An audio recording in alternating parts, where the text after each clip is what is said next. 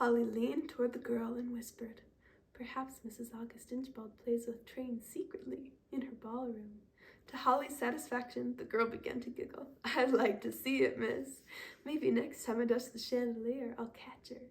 The two girls exchanged looks. They were both thinking the same thing. We could be friends. Then the housemaid sighed. I gotta be getting on, miss. Mrs. Inchbald don't like to wait. She ordered that train last week, and she was mad as hops when Mr. Kleiner said it won't come till now." Holly glanced around the shop. A train, specially ordered. Where on earth would such a thing be kept? "Of course, a train," she said, considering. "Oh, it's sure to be in the storeroom." She ducked away to the little room, where she stared hopefully at the rows of shelves that lined the walls. Boxes upon boxes sat there, arranged according to some Kleinerian system that could neither be disturbed nor discerned. But Holly's quick scan told her that nothing on the shelves could possibly contain the length of a toy train. She returned to the waiting housemaid and said apologetically, "I'm sorry, I can't find it just now." The girl's eyes grew wide. "You can't find it?" "Well, no, but if you could come back this afternoon, Mr. Kleiner will surely have your package ready." "She's gonna fire me," said the maid gloomily. "She said she would if I come home without the train. She says I never do nothing right." "But it's not your fault, it's mine," cried Holly. "She won't believe me." "Oh, my dear." Holly turned in a rapid circle, hoping to spot the package lying unnoticed in a dim corner, but the corners held only their usual boxes. "What can I do?" she thought desperately. "I can't allow this poor girl to come to trouble for me." Once more she spun about, but the train remained stubbornly absent. The housemaid looked miserable. Holly couldn't bear it. She had been left in charge of the shop, and now she was failing at her duty. She pictured Mr. Kleiner's disappointed face. She pictured Mrs. August Inchbald's haughty one. Suddenly, she had an idea. "I'll go ask Mr. Carroll," she announced, a thrill of fear prickling along her back. "He should know where such things are kept." She stood still, gathering her courage. Holly was honest enough to admit to herself that she felt a kind of dread fascination in the possibility that she would see Mr. Carroll in his private chambers, but she was equally aware that she needed to do it quickly, before she lost her nerve. Holly marched smartly across the shop, but at the stairs she paused. They looked darker and more forbidding than ever before. "I'll be back in a moment. You wait right here," she ordered. The housemaid nodded vigorously, but Holly was not addressing her. She was talking to Chandra, who had awakened. He flattened his ears and watched her through slitted eyes as she ascended the staircase. The ticking of the clock was louder at the top. Holly looked around. The balcony that overhung the shop was empty of furniture or ornament and was lit only by the windows far below. Opposite her was the thick green velvet curtain that cloaked the entrance to Mr. Carroll's apartments. Holly stared apprehensively at the lush folds. There was no apparent break in the fabric. It seemed to be a wall of velvet. After a moment, she stepped forward, and her fingers brushed against the yielding softness. She pushed, certain that somewhere in the curtain's recesses there lay a way in, and found herself enveloped in velvet. She whirled about, feeling the first sharp touches of panic, and the choking velvet whirled with her, wrapping around her skirts like a crawling vine and blinding her in its green shadows. She threw out her hands, fighting to find space, because there had to be something beyond this thickness, this darkness. Strong fingers grasped hers and pulled her from the stifling sea of cloth into a hallway lined with dark wood. Holly drew a deep breath, not daring to look up. Abruptly, the strong hand let hers go. He said nothing.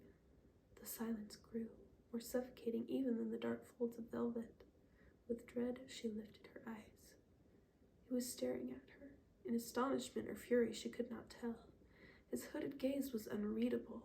His lips curled in a sharp half-smile that might have meant anything. The impulse to run away was almost overpowering. There it was again, the feeling so strong that it was a taste in her mouth, that she had known him forever. "Why do you keep coming back?" she murmured helplessly.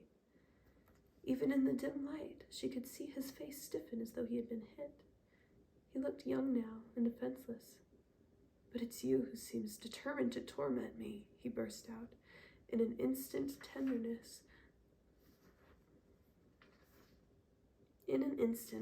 tenderness washed away her fear, and without thinking, she reached out her hand to his. Their fingers met and moved together. He stepped back, dropping her hand. Once again, his expression was impassive, his eyes cold. The last few moments seemed to subtract themselves from existence, like water disappearing in the sand, and Holly felt herself grow uncertain of what had just passed. "Miss Claus," he was saying, "please be so good as to explain your intrusion into my private apartment. I was looking for a particular item that was ordered from Miss Inchbald," stammered Holly, trying to compose herself. "Her maid is out here, and Mr. Kleiner is out, and I thought perhaps you would know where I might find their order, so I came upstairs to ask, and I got caught in your curtain, and I do not concern myself with the operations of the shop," he snapped, "and I see no reason why you should forget the first rule of conduct impressed upon you by Mr. Kleiner, that my privacy should under no circumstances be disturbed." Rebellion rose within her. He wanted to baffle her, but he would not succeed. "You don't know where deliveries are kept?" Holly asked shortly. "I do not." Then I shall not detain you any further, Mr. Carroll." Holly turned to sweep away, but her eye was caught by something at the end of the hallway. It was a double door of rich, dark wood, and on its surface had been carved the face of a clock, a half belonging to each door. Exquisite care had been taken with every detail. The numbers twined with sinuous curls, and the wood shone with the luster of polish. The clock's hands pointed to 10 minutes before 4 o'clock. Holly's gaze moved to Carol's face. He had made it, she knew. "Please leave," he growled. Holly's eyes flashed. I'd be delighted to, if you would show me the way through your ridiculous curtain." In reply, he stalked to the velvet wall and drew aside the cloth with a little rod. Refusing to glance his way, Holly stepped through the aperture and returned to the gallery. She felt as though she had been gone for years. Downstairs in the shop, Tundra felt the same way. As Holly descended the staircase, he watched her carefully and saw her confusion and hurt pride. And though he toyed with a pleasant vision of biting Mr. Carroll's ankle when he appeared next, his worst fears seemed to be unfounded, and he sat back, mollified. Mr. Kleiner had returned during Holly's absence, dragging a large Christmas tree behind him, and had, of course, efficiently located the troublesome train. Holly reached the shop floor just as the young housemaid was departing. She waved, endangering the bulky package under her arm, and Holly waved weakly back before she dropped onto a stool and took a long breath. Mr. Kleiner approached and laid a sympathetic hand on her shoulder. "I do not know what possessed you, Miss Claus. Was he dreadfully angry?" "Well, yes," Mr. Kleiner sighed. "One time he threatened to throw a young sales clerk down the stairs. I don't believe he would have done it, but he threatened nonetheless. The poor lad's nerves were quite shaken. Never really got over it, to tell the truth.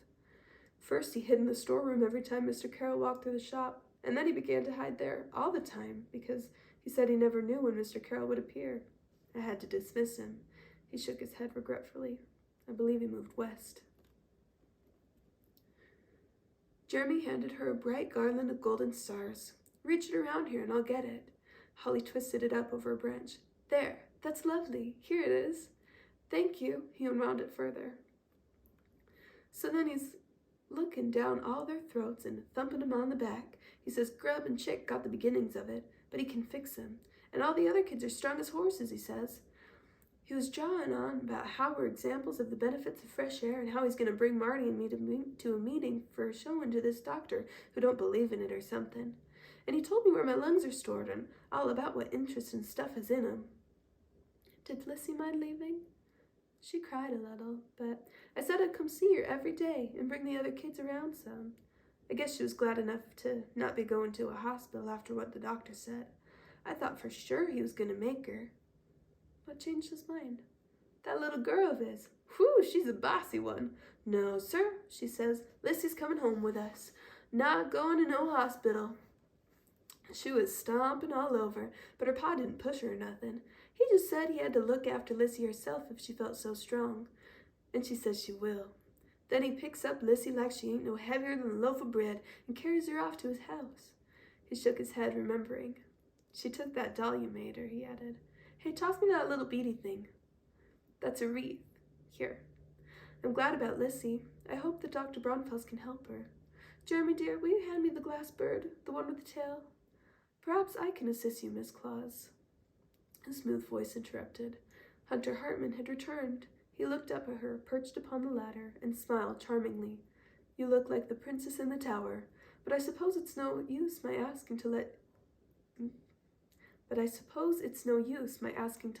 down your hair.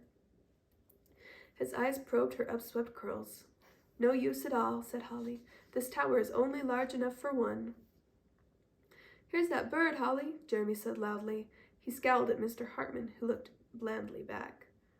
Thank you, dear. What do you think? Is it enough?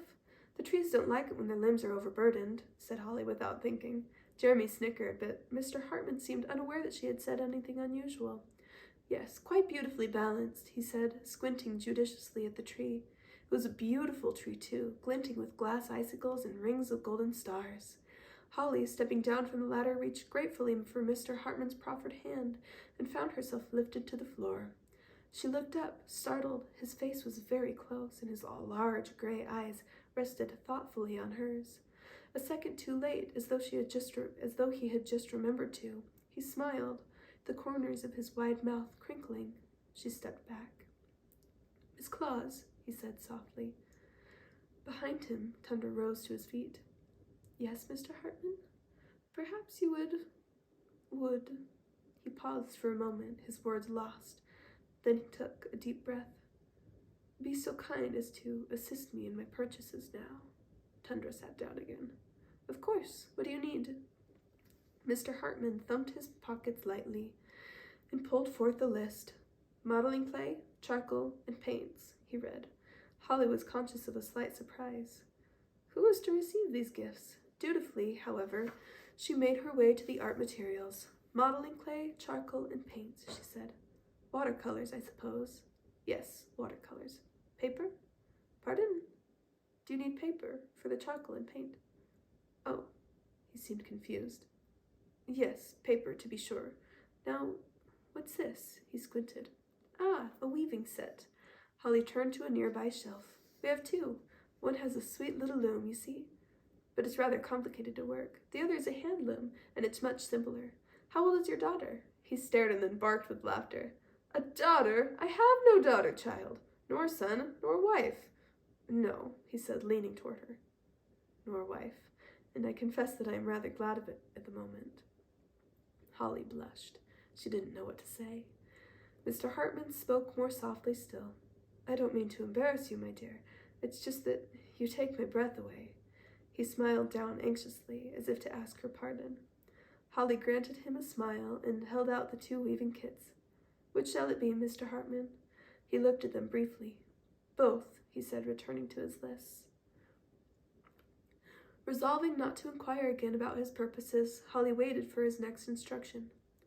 Now, bears. We have a lovely selection of bears right over here. And so it continued. The pile of toys grew until it toppled over, and still Mr. Hartman consulted his list and asked for more. He wanted everything, it seemed.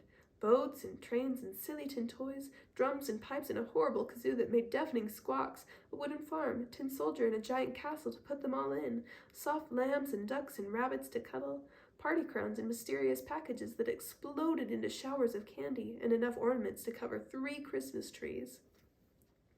In one corner, Tundra watched with fierce concentration. In another sat Jeremy, suffering from a vague discomfort he couldn't define. In between and around scuttled Mr. Kleiner, who, when he was not helping other customers, looked on in disbelief at the growing mound of purchases and reproved himself for harboring suspicious thoughts of such a fine customer.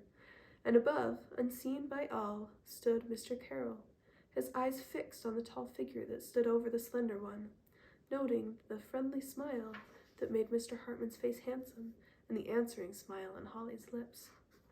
All of them, Mr. Hartman was saying.